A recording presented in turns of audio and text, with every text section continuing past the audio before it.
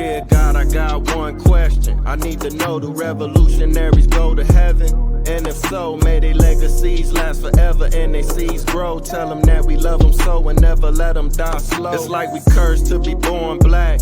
We was kings and queens, now look where we at. I know it won't be long before we take it back.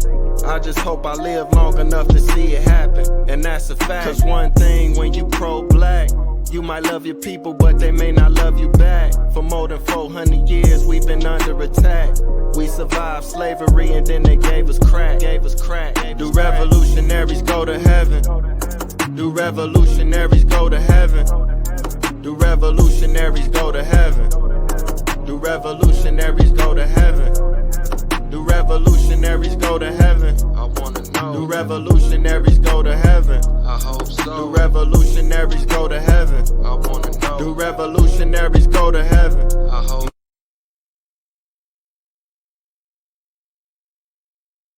What's up? You hear me? Okay, man, thank you. I truly appreciate you for coming on the platform, man. It's definitely an honor. Thanks for having me, man. What's going down? How you doing? Oh yeah, no doubt. We got a legend in the building. I'm feeling good, man. Feeling real good. We're gonna get right into it. Yeah, we're gonna get right into it, man. For the viewers who may not be, what'd you say? There's like a delay when we're talking, so if just know, like, you know, maybe I might be saying something and vice versa. I think there's a delay when I'm talking to you. Oh, okay. Yeah, I'm gonna edit it up, so I'm gonna cut my screen out. They ain't gonna see me once you know what I'm saying? Okay. All right, yeah. For the viewers who might be tuning in, they may not recognize you. Let them know what your name is, and definitely let them know where you're from. Yeah, what's up, y'all? I'm Wordsworth from Brooklyn, New York. Lyricist Lounge, MTV Lyricist Lounge show. Tribe Called Quest album, I was on that. Love Movement, Black Star album, and a group with Master Ace called EMC and Strickland. Got albums from Mirror Music up until now. The latest one is Undivided Attention. I wrote songs for cartoons, SpongeBob, Dexter's Laboratory, and Peabody and Sherman, currently on Netflix. And TV shows, Power, NCIS. I mean, I just write. That's really it. Wow, that's what's up, man. You got a nice little resume, man. Yeah, just keep building. Let me see. I want to take it kind of back to the beginning, like you were saying. You from Brooklyn, man. You from the Mecca where hip hop started, New York City. You know what I'm saying? Now, when did you first get exposed to hip hop? At that time, was it already out in the community, or did you catch it on the radio like everybody else? Well, I got into hip hop based on my sister and my older cousin. So them already being a few years older than me, they took advantage of hip hop first and started buying albums. And then they would buy albums like Run DMC and or Disco 3 and all the older albums. And then I would play the records. So back then vinyl was what it was.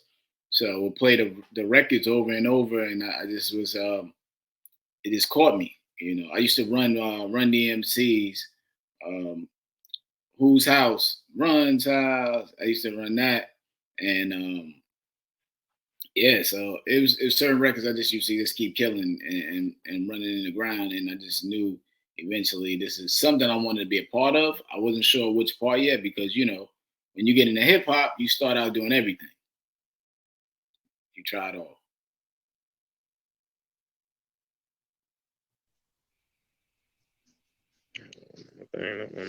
Okay, yeah, man. I appreciate you sharing that. Now I guess I wanted to ask you, when did you actually begin to participate? Did you start off as an MC, or was you DJing, b-boying, graffiti? How did you actually be like, I'm in this now? Yeah, I started with the b-boying aspect. I think most of us start with the b-boying aspect when you're young, breakdancing. And then the graffiti aspect was there too. You start drawing little pieces with your name and trying to see how that comes out. And then as I got older, I was able to start doing, rapping outside with my friends on, they're banging on the car hoods or banging on the elevator wall coming downstairs. And you start freestyling. And then rapping in front of people in fifth grade and seeing people's reaction, that's when you start saying, okay, I got to make a decision on where I want to go. So still did it all, but at a certain point, I kind of had to figure out which way I thought was more ideal for me. That's what's up. That's what's up. So I want to ask you, like you said, you took it all the way back to fifth grade, but when did it like actually get serious for you? Like when did you actually get signed, or you actually record your first project and start pushing it? How did that work out for you? I would say it got real serious for me in high school. So then I linked up with a friend of mine named Sono, and he actually knew Punch, and they lived on the Lower East Side of Manhattan. So I used to hang out on the Lower East Side of Manhattan a majority of my high school years. And then they had a friend that had a studio, so we would go to the studio and start recording. We had another friend in our group named Flo, and Flo was more so into making beats, so we would try to rap over his beats. So we just had like our own little crew. So during high school was when it really started. Norman Thomas High School, to be exact.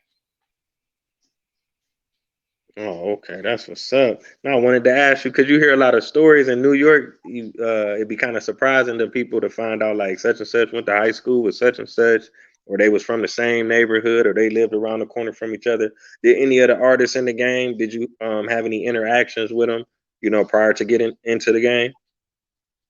No, I didn't have any interactions. I went to Norman Thomas High School. It was like a melting pot in Manhattan on 33rd Street and Park Avenue. And it had everybody from every borough, but nobody from there really took off into the industry. So it's not really like that. In college, I would say I did know some people from college that took off.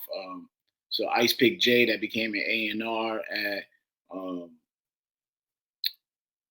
Rough Riders. So we went to the same college, and so that would be the closest probably to people that I went to college with or went to school with that I know that also went into the industry as well.